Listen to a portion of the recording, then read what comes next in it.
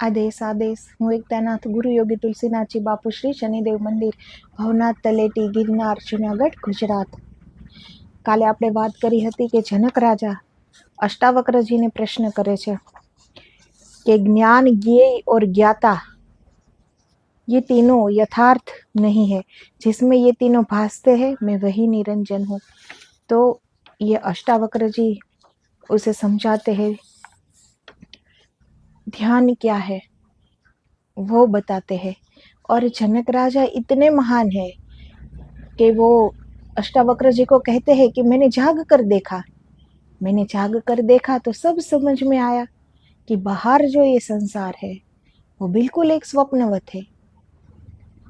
जब हम नींद में कोई स्वप्न देखते हैं और सुबह जब हम जाग जाते हैं, उठ जाते हैं, तो हमें पता चलता है ना कि जो देखा वो स्वप्न था, वो सत्य नहीं था, वो तो नींद में देखा हुआ एक स्वप्न मात्र था. तो सुबह जागने के बाद ही हमें पता चलता है ना कि रात में जो देखा वो स्वप्न था. इसी तरह जो जागृत हो जाता है, जो सजग हो जाता है, उसे आंख खोलकर जो देखते हैं वो भी स्वप्न है, ये भी पता चल जाता है.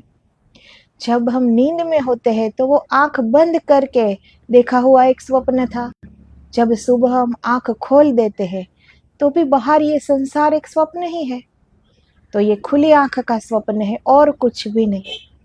तो ये सत्य जनक राज ने पा लिया था, इसीलिए तो वो अपने सदगुरु के सामने ये कह सके कि मैंने जाग कर देखा है. अष्टावक्र जी भी क्या समझाते हैं उन्हें कि ध्यान कौन कर सकता है. ध्यान वो ही कर सकता है जो लाभ हानि लोभ से परे उठे हो. अगर कोई तार्किक इंसान ये कहे कि ध्यान करने से भला क्या लाभ मिल सकता है, तो अगर कोई लोभ से, कोई लालच से अगर कोई ध्यान करना चाहे तो वो नहीं कर सकता. ध्यान लग ही नहीं सकेगा, क्योंकि कामना साथ है, मन साथ में है, इच्छाएं साथ में है कि कुछ पाना है. तो वो कहेगा कि ध्यान से क्या पाया जा सकता है. कुछ तो ना मिला, ना मान सम्मान मिला, ना वैभव संपत्ति मिली, कुछ भी तो ना मिला. और ध्यान में जो आनंद प्राप्त होने वाला होता है वो भी वो आनंद प्राप्त नहीं कर सकता, क्योंकि पाने की कामना संग संग चल रही है. तो वहाँ तो हम निर्विचार होके जा सकते हैं. मन को स्थिर करके हमें वहाँ जाना होता है. तो कोई प्रश्न वहाँ नहीं उठना चाहिए, बिल्कुल शून्य दशा में वहाँ जा सकता है हम. तो जिसके अंदर प्रश्न भरे पड़े हैं कि धन संपत्ति मिलेगी, मान सम्मान मिलेगा, हमारे अंदर जो खालीपन है वो क्या भरेगा. तो ध्यान वो आनंद है. ध्यान वो व्यवहारिक कुछ नहीं देता. ध्यान अंदर का आनंद हमें उपलब्ध कराता है. वो हमें भौतिकता नहीं देता, वो हमें परम सुख देता है, परम आनंद देता है. ध्यान से ही वो एकमात्र मार्ग है कि ध्यान से हम परम ब्रह्म परमात्मा तक पहुंच सकते हैं. लेकिन अगर हमारा ध्यान हमारे प्रश्न पर रहा कि इससे हमें क्या प्राप्त होने वाला है, तो हमारा ध्यान बट जाता है. बटे हुए से कुछ भी नहीं हो सकता. जब तक हमारे अंदर द्वैत की भावना है तब तक तो हम इस संसार में ही है. यहाँ सब कुछ हम दूसरा तीसरा सब देख रहे हैं अलग अलग. हमें सब कुछ यहाँ अलग अलग दिख रहा है क्योंकि हम द्वैत भाव में है.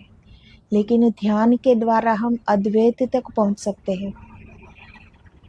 ध्यान के द्वारा, ध्यान तो मरने का नाम है, पाने का नहीं है. ध्यान करने से तो खुद मिट जाएंगे, खुद मर जाएंगे. जिंदा है, सांस ले रहे हैं, फिर भी मृत हो जाएंगे, मृत समान हो जाएंगे. तो ध्यान कोई भौतिक संपदा नहीं देता. ध्यान हमें कोई मान सम्मान नहीं देता. ध्यान हमें कोई कुटुंब परिवार की उलझने नहीं देता. ध्यान तो इससे छुड़ाता है. तो ध्यान अत्यंत एकाकी उड़ान है, वहाँ कुछ लेकर नहीं जा सकते हम, प्रश्न भी नहीं, कुछ भी लेकर नहीं जा सकते हम। वो अत्यंत निजी, अत्यंत एकांकी उड़ान है। तो वो लोग जिसके अंदर लोभ हो, लालच हो, वो लोग ध्यान नहीं कर सकते। तो ध्यान में तो जो अपनी धारणाएं है कि ये ईश्वर ऐसा है, ध्यान में वो गिर जाता है जब हम सत्य सामने देखते हैं कि परम ब्रह्म परमात्मा का कोई रूप नहीं है, कोई रंग नहीं है, उन्हें कोई इंद्रियां नहीं है, वो निर्विकार, निर्विचार, निरंजन ज्योत स्वरूप है, लेकिन वो ईश्वर है। अगर हमारी भावना उनके कोई रूप से जुड़ी हुई होती है तो ईश्वर हमें ऐसे भी प्राप्त होते हैं। हम देखते ही है कितने संत हुए इस भूमि पर। ये धरती न कल खाली थी न आज खाली है। संत तो कल भी थे, आज भी है, लेकिन आज सबकी ये प्यास नहीं रही कि उसे खोज पाए, उस संतों से कुछ कल्याण का मार्ग पूछ पाए। हम संत के पास भी भौतिकता का पूछ नहीं जाते हैं कि हमें ये कैसे प्राप्त होगा। कोई मोक्ष का मार्ग पूछने नहीं जाता, कोई मुक्ति का मार्ग पूछने नहीं जाता, अपना कल्याण किस में है ये पूछने नहीं जाता। वो तो एक आदेश देने जाता है, मांगने जाता है, भौतिकता मांगने जाता है, कुटुंब परिवार का दुख लेके जाता है कि हम सुखी हो जाए। तो सदगुरु के पास भी अगर हम मांगने ही जाते हैं तो ये मांगना ही हमारा सब कुछ हो जाता है। चारों ओर बस मांग ही मांग है, उनसे अभी हम छूट नहीं पाए हैं। तो जब ध्यान करेंगे तो भी मांग होगी कि इससे हमें कुछ लाभ हो जाए। तो लाभ हानि से परे जो उठ गए वो ही ध्यान कर सकते हैं। ध्यान में तो ध्यान मृत्यु है, भले ही हम जीवित है, सांस ले रहे हैं, लेकिन ध्यान में तो हम गल जाएंगे, पिघल जाएंगे, मिट जाएंगे। ध्यान मृत्यु है, ध्यान में तो तुम मरोगे, तुम मिटोगे, तुम्हारी छाया भी न रह जाएगी। तुम स्वयं एक व्यावहारिक सत्य हो, तुम सिर्फ एक मान्यता हो, तुम हो नहीं। तो ये हमारा माना हुआ, जो हम अपने आप को जो समझ रहे हैं ना, ये हमारा माना हुआ है, ये हमारी धारणा है कि ये हम है, मेरा नाम ये है, मेरा भी अस्तित्व है, मैं हूँ। तो ये हमारा अहंकार है। ये मैंपन का मिटना ही परमात्मा का हो जाना होता है। जब तक ये मैंपन नहीं मिटेगा तब तक तो कुछ भी नहीं होगा। बाहर तो कुछ मेहनत से हम पालेंगे, लेकिन जो पाने के लिए ये जन्म मिला है वो न पा सकेंगे हम। तो हम स्वयं जो मान रहे हैं अपने आप को, वो एक व्यावहारिक दृष्टि से ठीक है, सत्य है कि भाई मेरा नाम एकता है, तो वो तो इस शरीर का नाम है ना। लेकिन क्या मेरा पूरा अस्तित्व इस शरीर से है? क्या मैं ये शरीर हूँ? लेकिन कोई शरीर से ऊपर उठना ही नहीं चाहता। सब यही मान लेते कि मैं ये हूँ, ये मेरा जीवन है, मेरा अस्तित्व है, यही मेरी पहचान है। लेकिन ये हमारी पहचान नहीं है। व्यावहारिक दृष्टि से हो सकती है कि सब हमें यही नाम से पहचानते हैं कि ये एकता है, ये एक व्यावहारिक दृष्टि से उचित है।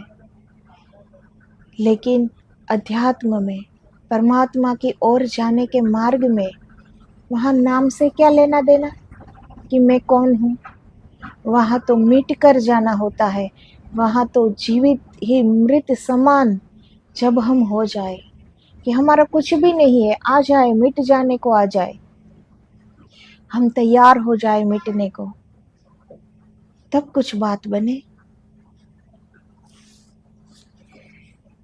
तुम सिर्फ एक धारणा हो, तुम्हारा कोई अस्तित्व नहीं है। तुम्हारी धारणा तो बिखर जाएगी, सब धारणाएं बिखर जाएगी तुम्हारे बिखरते ही, क्योंकि जब मालिक ही न रहा तो जो सब साज सामान इकट्ठा कर लिया था वह सब बिखर जाएगा। तो जब हम ध्यान में उतरकर हम अपना स्वरूप को देखते हैं, तब हमें पता चलता है कि ये शरीर हम नहीं है, ये हमारा अस्तित्व नहीं था जिसे हम पूरा अपना परिचय मान रहे थे। ये व्यवहार में तो परिचय ठीक है, दे सकते हैं कि ये हम है, लेकिन जब हम ध्यान में गहराई में अंदर उतरेंगे, अपने स्वरूप को जानेंगे, तो सब कुछ बिखर जाएगा। हमें पता चल जाएगा कि जो अब तक की हमारी सारी मान्यताएं, अब तक की हमारी सारी धारणाएं, अब तक हमें जो सत्य लगा है वो तो सब असत्य है। वो तो सिर्फ एक छाया थी, वो सिर्फ एक माया थी जिसे हम सत्य समझ रहे थे। तो स्वयं को जानते ही सब कुछ बिखर जाएगा। जो हमारी पहले की धारणाएं है, पहले की मान्यताएं है, वो सब कुछ गिर जाएगा। जब संगीतज्ञ ही न रहा तो वीणा क्या बजेगी। जब हमें पता चल जाएगा कि ये शरीर हम नहीं है, तो फिर इसकी अहम भावना भी तो नहीं रहेगी ना कि मैं कुछ हूँ, वो भी गिर जाएगी। जब एक संगीतकार नहीं होता और वहाँ वाजिंत्र होते हैं, तो क्या वो खुद तो नहीं बजते ना। जब संगीतकार ही नहीं तो वहाँ वाजिंत्र का क्या काम है भला। तो जिस दिन पता चल जाएगा कि ये शरीर कुछ भी नहीं है, ये मात्र आत्मा का वस्त्र है और कुछ भी नहीं है, ये शरीर की मृत्यु मृत्यु नहीं कहलाती, ये तो सिर्फ आत्मा वस्त्र बदलते रहते हैं। शरीर की मृत्यु कोई मृत्यु थोड़ी हुई भला।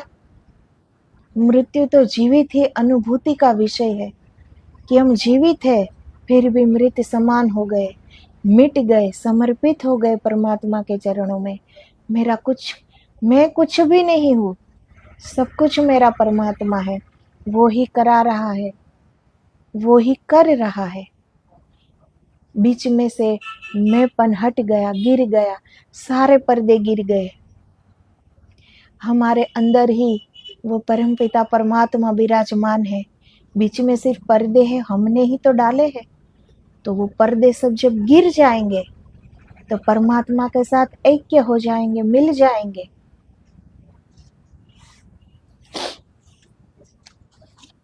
कहते हैं ना, न रहा बांस न बजेगी बांसुरी। तुम ही गए तो बांस ही गया, अब बांसुरी का कोई उपाय न रहा। अब शरीर की भावना छूट गई।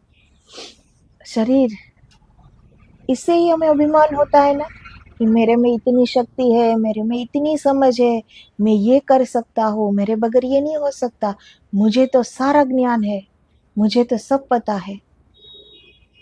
ये सब शरीर और मन के द्वारा ही ये धारणाएं हम बना लेते हैं ना अपने बारे में कि मैं तो बड़ा ज्ञानी हूँ, बड़ा समझदार हूँ। अगर मुझसे पूछ के किया होता, सब अगर मुझे पूछ के सब काम किया करे तो लोग कहाँ से कहाँ आगे बढ़ जाए। ये सब हमारा अहंकार है। तो फिर जब ये शरीर भाव छूट जाएगा तो ये मन बुद्धि ये सब शरीर के साथ ही है, वो भी छूट जाएगा, वो भी गिर जाएगा। तो फिर न रही बांसुरी, न रहा बांस, फिर तो कोई काम ही नहीं है। तुम ही गए तो बांस ही गया, अब बांसुरी का कोई उपाय नहीं रहा। तब जो शेष रह जाएगा वही समाधि है, वही है पारमार्थिक। पारमार्थिक का अर्थ है जो है परम आनंदमय, परम विभामय, बरसेगा आशीष, अमृत का अनुभव होगा, लेकिन लाभ कुछ भी नहीं। व्यवहारिक अर्थों में कोई लाभ नहीं, उससे तुम किसी तरह की संपदा निर्मित न कर पाओगे। तो जब ये हम शरीर मन बुद्धि से ऊपर उठ जाएंगे, अपनी आत्मा को हम देख पाएंगे, हमारे अंदर के वो दिव्य प्रकाश को हम देख पाएंगे, उस आत्मा को हम परमात्मा के साथ एकाकार कर पाएंगे, तो उससे कोई हम संपत्तिवान नहीं बन सकते, सुख समृद्धि नहीं मिल सकती, लेकिन एक सत्य आनंद, एक परम आनंद मिल सकता है, जो सत्य में हमें पाना चाहिए, जो पाने योग्य है, वो मिलता है। तो व्यावहारिक दृष्टि से हम जिसे लाभ कहते हैं, व्यवहार में हम लाभ किसे कहते हैं कि कोई भी कार्य करे उसके पैसे मिले, पैसे ना सही मान मिले, हमारा नाम हो, कोई हमारी तारीफ करे, कोई ना कोई तो इच्छा से हम करते हैं ना, कोई हमें अच्छा कहे। तो व्यावहारिक दृष्टि से कोई लाभ नहीं मिलता, लेकिन ध्यान करने से हम परम आनंद को उपलब्ध हो सकते हैं, जिनकी खोज सबको है।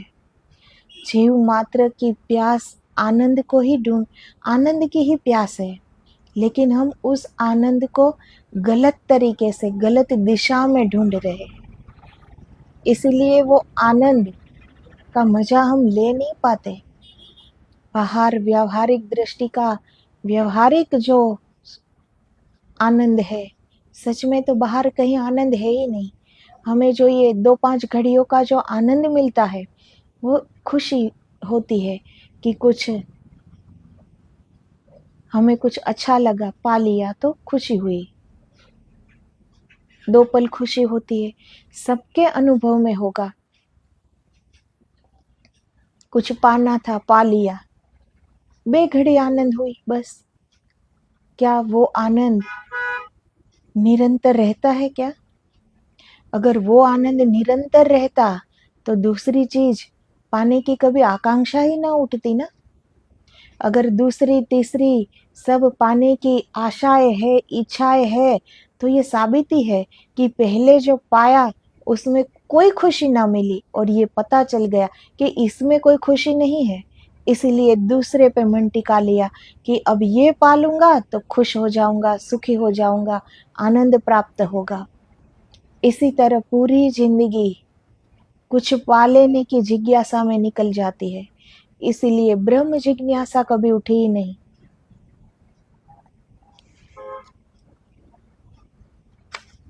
तो अंदर जो प्राप्त होगा वो देवी संपदा होगी, वो कोई लौकिक समृद्धि, इसे कोई नाम ना, कोई मान सम्मान, कोई पैसे प्राप्त ना होगा, परंतु देवी संपदा के मालिक हो जाएंगे।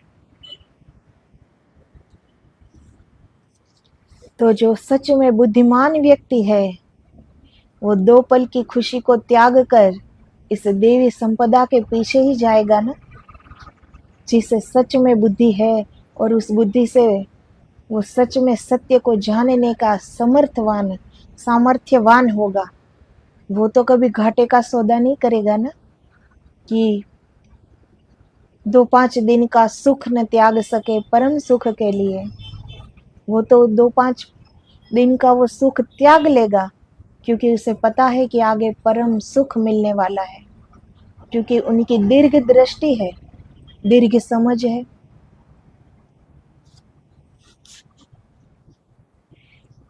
वही व्यक्ति ध्यान की तरफ आना शुरू होता है जिसे संसार स्वप्न होवत हो गया, जो इस संसार में से अब कुछ भी नहीं बचाना चाहता, जो कहता है यह पूरा सपना है, चाहे पूरा, अब तो मैं उसे जानना चाहता हूँ जो सपना नहीं है। तो जिसकी आंख खुल गई है, जिसने जाग कर देखा, उसने पाया कि जब हम सो जाते हैं तो वो आंख बंद करके देखा हुआ एक स्वप्न था, लेकिन जब सुबह हम जाग जाते हैं और आंख खोल कर जो देखते हैं, वो भी एक स्वप्न ही है, वो खुली आंख का स्वप्न है। तो वो उसे पता चल जाता है, इसीलिए वो उसे ढूंढता है जो स्वप्न ना हो, जो सत्य हो। फिर उसे सत्य को वो खोजने की तलाश में निकल पड़ता है। क्योंकि उसे पता चल गया कि ये संसार एक स्वप्नवत है। ये सूत्र उसी खोजी के लिए है। जनक राज ने कहा, ज्ञान, ज्ञेय और ज्ञाता ये तीनों यथार्थ नहीं है। जिसमें ये तीनों भासते हैं मैं वही निरंजन हूँ। ये तीनों जिसमें भासे मैं वही निरंजन हूँ। ये तीनों तो यथार्थ नहीं है। जिसके ऊपर ये सपना चलता संसार का, रात तुम सोते हो, तुम सपना देखते हो, सपना सत्य नहीं है।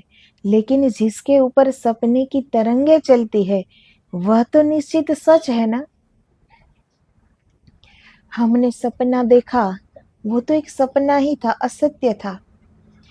लेकिन हमने जिसके पर ये स्वप्न देखा, जिसके ऊपर ये सपने की हर तरंग चली, वो तो सत्य था ना। जब हम सो रहे होते हैं, निंद्रा में होते हैं, स्वप्न देख रहे हैं, तो वो क्षण तो हमारे लिए वो सत्य होता है ना। तब हमें थोड़ी पता होता है कि ये हम नींद में हैं, ये हम स्वप्न देख रहे हैं। तब तो हमें ये सच में ही लगेगा ना। अगर स्वप्न देखा कि कहीं दूर हम चले जा रहे हैं, कहीं पे जा रहे हैं, कुछ पा लिया, तो तब तो हमें ऐसा ही लगता है ना कि हाँ, हम कहीं जा रहे हैं, जो पाना था वो पा लिया है। स्वप्न जो भी देखा, तब हमें वो सत्य लगता है। तो जहाँ वो तरंगे उठी, वो तल तो सत्य ही है ना। स्वप्न असत्य हो सकता है, लेकिन जिस पर देखा वो सत्य है। सपना जब खो जाएगा तब भी सुबह तुम रहोगे। तुम कहोगे रात सपना देखा, बड़ा झूठा सपना था। एक बात तय है, जो देखा वह तो झूठ था, लेकिन जिसके ऊपर बहा उसे तो झूठ नहीं कह सकते ना।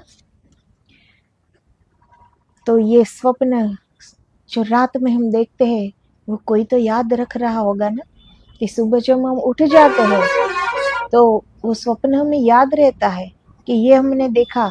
फिर हम कहते हैं कि ये तो बिल्कुल झूठ था, आज तो मैं वहां गया था जो स्थान मैंने कभी देखा ही नहीं, ये स्वप्न तो बिल्कुल झूठ था। तो स्वप्न झूठ हो सकता है, लेकिन जहां तरंगे चली, जिसको याद है कि ये देखा था, तो जिसके पर बहा ये स्वप्न, वो सत्य है, वो सच है। सपने के बनने के लिए भी कम से कम एक तो सत्य चाहिए, वह सत्य है तुम्हारा होना। अगर हम नहीं होते, अगर हम निंद्रा में नहीं होते, तो स्वप्न कैसे आता। तो स्वप्न के आने के लिए भी हमारा होना तो आवश्यक है ना। हम है, हम सोए, इसीलिए स्वप्न आया। तो स्वप्न को आने के लिए भी हमारी आवश्यकता होती है। और सुबह जाग कर जब तुम पाते हो कि सपना झूठा था, तो तुम जरा ख्याल करना, जिसने सपने को देखा और जो सपने में भरमाया, जो सपने का दृष्टा बना था, वह भी झूठा था।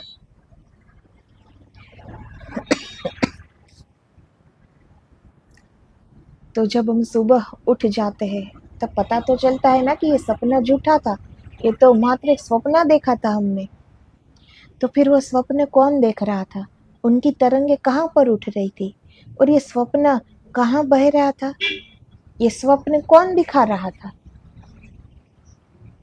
ये स्वप्न कौन याद रख रहा है। और अभी पता भी ये चल रहा है कि ये स्वप्न था, ये सत्य नहीं था, तो ये कौन बता रहा है। रात तुमने सपना देखा कि एक सांप, बड़ा सांप चला आ रहा है, फुफकारे मारता तुम्हारी ओर। जिसने देखा सपने में वह कंप गया, वह घबरा गया, वह पसीने पसीने हो भागने लगा, पहाड़ पर्वत पार करने लगा, और सांप पीछा कर रहा है और तुम भागते हो, और उसकी फुफकार तुम्हें सुनाई पड़ रही है। वह जब तुम सुबह जागोगे तो सांप तो झूठा हो गया, और जिसने सांप को देखा था, जो देखकर भागा था, जो भाग भाग कर घबराया, पसीने से लथपथ होकर गिर पड़ा था, क्या वह सच था। वह भी झूठ हो गया, सपना भी झूठ हो गया, सपने का दृष्टा भी झूठ हो गया। लेकिन फिर भी इन दोनों के पार कोई है जिस पर दोनों घटे। स्वप्न में हम देख रहे हैं कि कोई बड़ा सा सांप फुफकार मारकर हमारे पीछे पड़ा है। हम भागते जा रहे हैं, उसे बचने की हर कोशिश कर रहे हैं, भागते जा रहे हैं, पसीने से लथपथ हो गए हैं, बच रहे हैं, डर रहे हैं, घबरा गए हैं। लेकिन जब हम सुबह जाग गए तो न रहा सांप, सांप झूठ था। हमें पता लगता है कि स्वप्न भी झूठ था। तो फिर ये देखा किसने, ये घटा किस तल पर घटा, ये किसी पर तो घटा होगा ना। हम तो हमारे स्थान पर, हमारी एक स्थान पर सो रहे हैं, हम हमारे कमरे में सो रहे होते हैं। तो फिर ये भागा वो कौन था? इस स्वप्न में जो देखा वो सांप कौन था? तो जिस पर दोनों घटे, नहीं तो सुबह याद कौन करेगा? यह किसको आती याद? यह कौन कहता सुबह कि सपना झूठ था? तो हमारे अंदर कोई तो बैठा है ना, जो हमें बता रहा है कि रात को तुमने जो देखा वो झूठ था, वो स्वप्न था। किसी ने तो याद रखा ना, ये कोई याद दिला रहा है। वरना आंख खुल गई, जाग गए तो फिर स्वप्न याद क्यों रहता? लेकिन वो स्वप्न याद रहा, तो ये कौन याद दिला रहा है? ये कौन हमें बता रहा है कि ये स्वप्न झूठा था? ख्याल रखना, दृश्य तो झूठ था ही, वह जो दृष्टा था सपने में वह भी झूठ था। तो जो हम दृश्य देख रहे हैं कि सांप पीछे पड़ा है, वो दृश्य तो झूठ ही है। लेकिन दृष्टा वो भी झूठ था ना, कि वो देख रहा है, उसे पता है कि सांप सच में नहीं है, ये एक स्वप्न है, सच में सांप नहीं आया है। फिर भी हम घबरा जाते हैं, फिर भी हम दौड़े चले जाते हैं, फिर भी हम भागे चले जाते हैं, डर रहे हैं, अपने आप को बचा रहे हैं। तो वह जो दृश्य था वो तो झूठ था, लेकिन वो दृष्टा भी तो झूठ था ना। उसे तो पता नहीं चला कि यह सांप सत्य में नहीं है। वो दृष्टा भी झूठ है, वह भी झूठ था, क्योंकि वह झूठ के मोह में आ गया था। तो वो मोह में आ गया था, जो देख रहा है ये स्वप्न। कोई तो देख रहा होगा ना ये स्वप्न, किसी के तल पर तो ये घट रहा होगा। तो वो भी इस मोह में, वो भी इस असत्य को सत्य मानने लगा कि सच में सांप है, इसीलिए तो वो घबरा रहा है। तो जो देख रहा है वो दृष्टा भी झूठ है, क्योंकि मोह में आ गया है। वो स्वप्न को सत्य समझ बैठा है, जैसे हम इस संसार को सत्य मान बैठे हैं। लेकिन ये संसार स्वप्नवत है, ये संसार सत्य नहीं है, सत्य हमारे अंदर है। झूठ से जो प्रभावित हो जाए वह भी झूठ, झूठ से जो आतंकित हो जाए वह भी झूठ। तो वो झूठ से प्रभावित तो हो ही गया होगा ना हमारे अंदर का दृष्टा। जो कोई भी वो स्वप्न देख रहा है, वो भी तो इस झूठ से प्रभावित हो गया ना। वो भी तो उस सांप को सत्य समझ लिया, वो भी तो भागने लगा, डर गया। तो दृष्टा भी झूठ, दृश्य भी झूठ। सत्य कई झूठ से प्रभावित हुआ है, झूठे से जो भयभीत हो जाए वह भी झूठ। तो सत्य अभय है, सत्य निर्भय है। सत्य से कोई भयभीत हुआ है?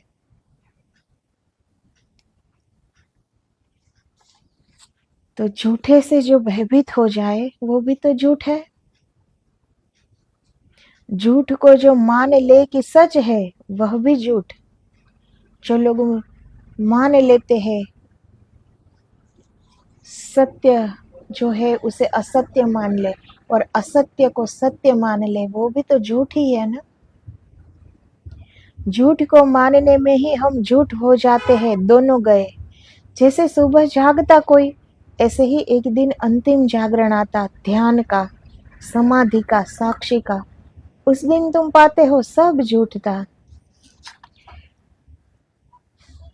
तो ध्यान का, समाधि का, साक्षी का एक दिन आएगा, एक पल आएगा, जब हमें पता चल जाएगा कि सब झूठ था, जैसे रात को स्वप्न देखकर सुबह हम जागते हैं तो हम मानते हैं कि रात में जो देखा वो स्वप्न था, वो झूठ था, वो असत्य था, वो सत्य नहीं था, वो स्वप्न था।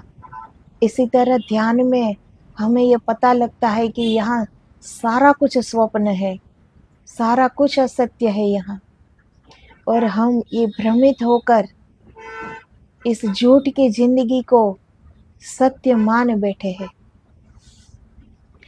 तब तुम यह नहीं कहते कि पत्नी ही झूठ थी, पति भी झूठ था। तब तुम यह नहीं कहते कि धन झूठ था, वह जो धन को इकट्ठा कर रखा था वह भी झूठ था। तब तुम यह नहीं कहते सिर्फ कि मैं बाहर जो झूठ था वही झूठ था। तब तुम जानते हो कि तुम्हारे भीतर भी बहुत कुछ था जो झूठ था। तो हम ध्यान में जब अपने आप को देखते हैं तो बिल्कुल एक आईने की तरह साफ साफ हो जाता है हमारा अस्तित्व, कि हम बाहर से क्या है, हम अंदर से क्या है। वहां झूठ नहीं चलता, वहां तो फिर पता चल जाता है ना कि हम है अंदर से क्या है और बाहर से हम क्या है, सब कुछ सामने आ जाएगा।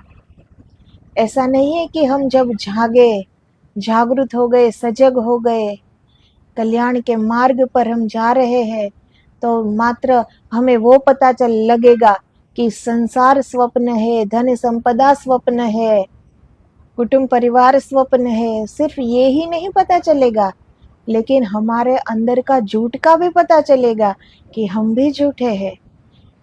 अभी तक हम जिस अहंकार में जी रहे थे, जिस स्वार्थ में जी रहे थे, जिस लोभ में जी रहे थे, जिस लालच में जी रहे थे, सब कुछ पा लेने के लिए कितना कुछ न करने का किया है, न बोलने का बोला है, कितनी बार झूठ भी बोला है। तो ये सब कुछ हम तब जान पाएंगे कि हम अंदर से कैसे हैं। तब सिर्फ बाहर का ही झूठ नजर नहीं आएगा, हमारे भीतर का झूठ भी नजर आएगा। तब तुम जानते हो कि तुम्हारे भीतर भी बहुत कुछ था जो झूठ था, और जो अब बचा है वह तो न तुम्हारे बाहर था और न भीतर था, वह तो बाहर भीतर दोनों के पार था। तो जब वो दृष्टि खुल गई, कि जब पता चल गया कि बाहर ये झूठ था और मेरे अंदर भी जो झूठ था वो भी जब हम देख पाए, तो फिर हम वो ही शुद्ध आत्मा रह जाते हैं ना। फिर तो हम अपने आप को तो पहचान लिया हमने कि हम क्या है, क्योंकि हमने जो असत्य था वो देख लिया। और जब हमें पता चल गया कि बाहर भी असत्य था, हमारे अंदर भी असत्य था, जो हमने धारणाएं की थी, जो हमारी मान्यताएं थी, जो आज तक हम जिए हैं, जिस भी विचार से जिए, विचार भी हमारे अंदर का ही है ना। मन के ऊपर जितने दोषों है हमारे अंदर का ही है ना। तो जब हम ये झूठ देख पाएंगे तो हम इससे परे हो जाएंगे, क्योंकि हम वो देख पाए। जब हम सब कुछ अंदर बाहर कोई दृश्य हम देखते हैं बाहर से अंदर से, तो देखने वाला तो कोई और ही होगा ना, तभी तो देखा अंदर बाहर से। तो फिर जो देख रहा है वो ही हमारा स्वस्वरूप है, वो ही हम है। जिसने झूठ को पकड़ लिया, बाहर के झूठ को भी पता लग गया, अंदर के झूठ का भी पता लगा लिया। आत्मा भीतर नहीं है, बाहर शरीर दिखाई पड़ रहा है। भीतर मन है, आत्मा न बाहर है न भीतर है। आत्मा तो आकाश जैसी है, सब उसमें घट रहा है। तो जो भी घटित हो रहा है इस सृष्टि में, वो आत्मा में तो घटित हो रहा है। और आत्मा का भला कोई रूप है, और आत्मा का भला कोई आकार है कि ये 5-5.5 फुट के शरीर में उसका निवास हो। आत्मा तो असीम है, आत्मा तो अनंत है। कौन समा पाए भला उसे? अपने आप में कौन समा पाएगा उसे? तो जो कुछ भी घटित हो रहा है वो आत्मा में घटित हो रहा है। और आत्मा तो आकाश की तरह शुद्ध, परिशुद्ध, असीम, अनंत है, व्यापक है। यह जो सूत्र है जिसमें ये तीनों भासते हैं, मैं वही निरंजन हूँ। और निरंजन कहते हैं जनकराज। निरंजन का अर्थ होता है निर्दोष। ऐसी निर्दोषता जिसे खंडित करने का कोई उपाय नहीं, ऐसा कारापन जो कभी व्यभिचारित नहीं होता, वो ऐसा कुंवारापन होता है जो कभी व्यभिचारी नहीं होता। तो जो वो देख रहा है, जिस दिन जिस पल ध्यान के मार्ग से हम अपने आप को पहचान लेते हैं, तब हमारा रूप भी व्यापक हो जाता है। इसीलिए हम आत्मा को देख पाते हैं, उनके दर्शन कर पाते हैं, और इस असीमता में हम एक रूप हो सकते हैं, एक रूप हो जाते हैं। क्योंकि तब पता चल गया कि बाहर भी झूठ है, अंदर भी झूठ है। बाहर जो झूठ हम देख रहे हैं, अंदर से हम उसे सत्य मान रहे हैं ना, तो अंदर भी झूठ था, इसीलिए तो झूठ को वो मान रहा है।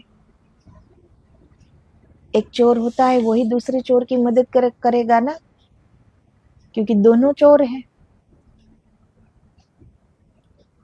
तो अंदर बाहर दोनों तरफ एक स्वप्न है। आत्मा न बाहर है न भीतर है, ये सब कुछ आत्मा पर घटित हो रहा है, सब कुछ। और ये आत्मा चारों ओर मौजूद है, मानो तो अंदर भी है, बाहर भी है, पूरी सृष्टि में है, पूरी ब्रह्मांड में है, असीम अनंत। लेकिन वो हमारे हर झूठ से परे है, हमारे हर विचार से परे है, हमारे अस्तित्व से परे है। निरंजन का अर्थ होता है ऐसी पवित्रता जिसके अपवित्र होने की कोई संभावना नहीं है, कोई उपाय ही नहीं है। जो अपवित्र हो जाए वह निरंजन नहीं, जो सपने में दब जाए और सपने में खो जाए वह निरंजन नहीं।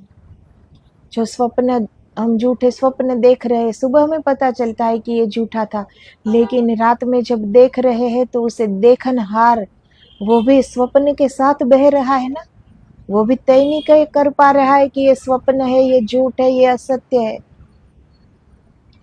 तो जो निरंजन है वो किसी स्वप्न में बहता नहीं, लेकिन असत्य है अंदर, इसलिए वो स्वप्न के साथ बह गया। जिस तरह हम मन के साथ बह जाते हैं, आंख खोलकर हम मन के साथ बह जाते हैं ना, मन हमें जहां भी ले जाए हम उनके साथ चल देते हैं। तो जो निरंजन है वो ऐसा पवित्र है जिसे कोई अपवित्र नहीं कर सकता, जिसे कोई झुटला नहीं सकता, जो कभी असत्य हो नहीं सकता।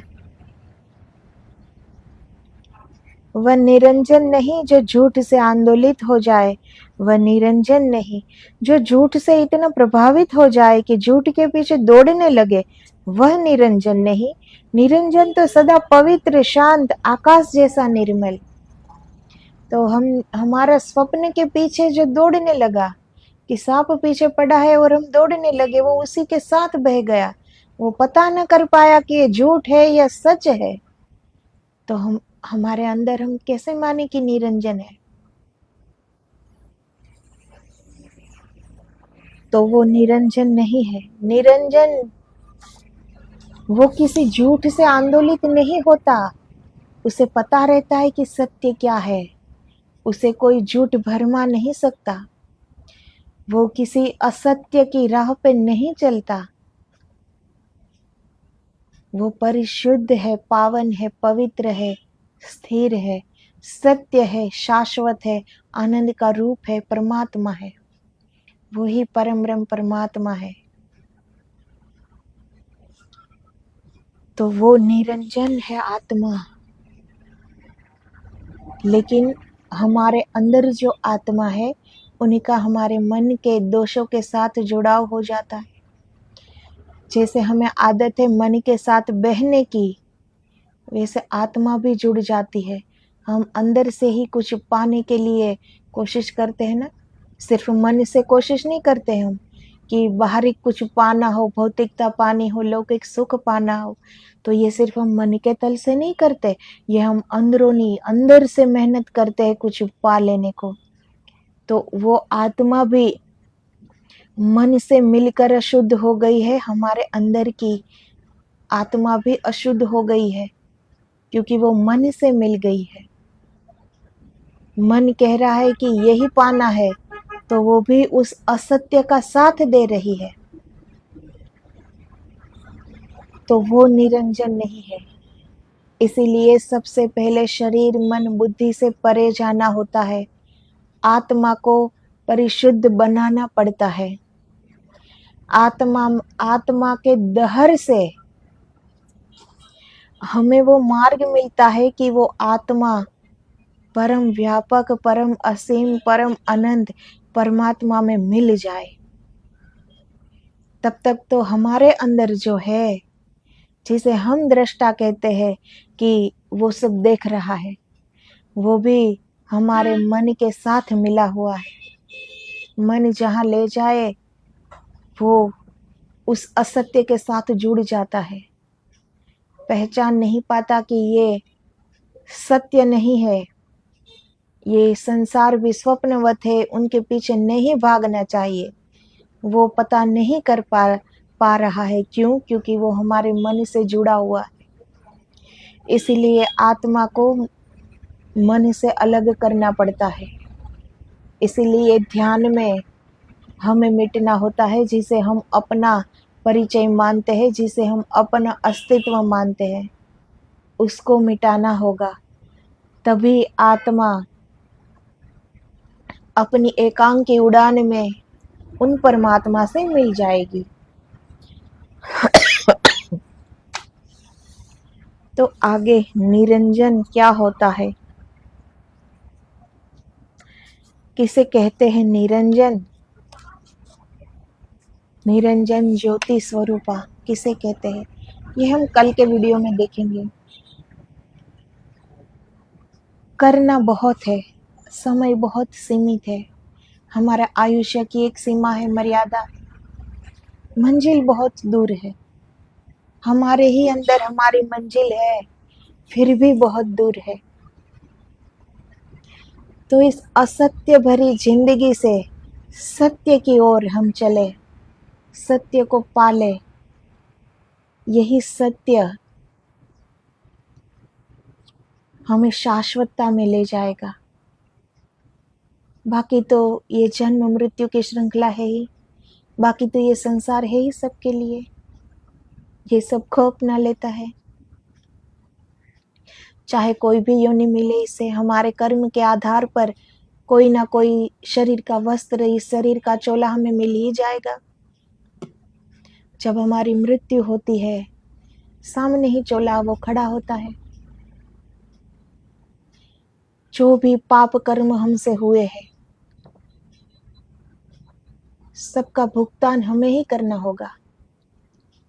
इसका साथी कोई नहीं है, ये भुगतान हमें ही करना पड़ेगा, क्योंकि हमने किए हैं।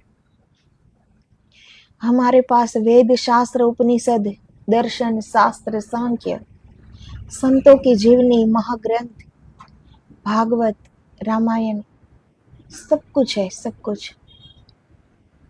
अगर हम ये कहें कि हमें कुछ पता नहीं है इसीलिए ये सब हुआ, तो भी ये झूठ ही है ना। पता सब कुछ है कि क्या करना है, सबको पता है, फिर भी असत्य की राह पर चल दिए हैं हम। सब उसी राह पे चल पड़े हैं, और इसी भीड़ का एक हिस्सा बनकर हम भी उस भीड़ के साथ चल पड़ते हैं। तो संसार का रास्ता है, वो भी एक स्वप्न है, लेकिन जब हम ध्यान कर पाएंगे तो हम जान पाएंगे कि कोई भेद नहीं है। नींद में देखा हुआ स्वप्न कि जाग कर देखा हुआ स्वप्न, दोनों एक बराबर है, कोई भेद नहीं है। वो बंद आंख का स्वप्न था, और ये जो संसार में हम कर रहे हैं वो खुली आंख का स्वप्न है।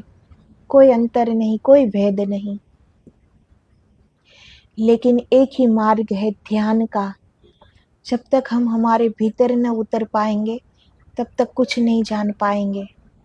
और कोई मार्ग नहीं है।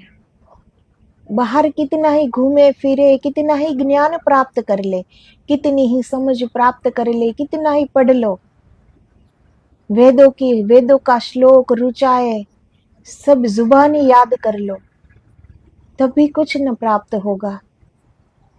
एक ही मार्ग है ध्यान का, कि उससे हम अपने अंदर की दिव्यता को देख पाएंगे, हमारे अंदर कितनी शक्ति है वो देख पाएंगे, वो शक्ति का स्रोत कहाँ है उसे जान पाएंगे, हम कौन है वो जान पाएंगे। असत्य, अब तक का जो असत्य है वो गिर जाएगा और सत्य प्राप्त हो जाएगा। तो इनके लिए ध्यान करना बहुत आवश्यक है। बाहर कुछ भी हम कर ले, इस जुबान से चाहे कितने भी जप कर ले ईश्वर के नाम का, ऐसा नहीं है कि वो जप ऐसे ही चले जाएंगे। ईश्वर का नाम लिया है तो आगे वो मार्ग प्रशस्त करेगा, लेकिन इस जुबान से किया हुआ जप भी परमात्मा के चरण तक नहीं पहुंच सकेगा। उसकी इतनी क्षमता नहीं, उसकी इतनी गति नहीं है कि वो परमात्मा के चरण तक पहुंच पाए। इसलिए जब तक हम इस बाहर की जुबान से जप करते रहेंगे, वो हमारे लिए सीढ़ी अवश्य बनेगी।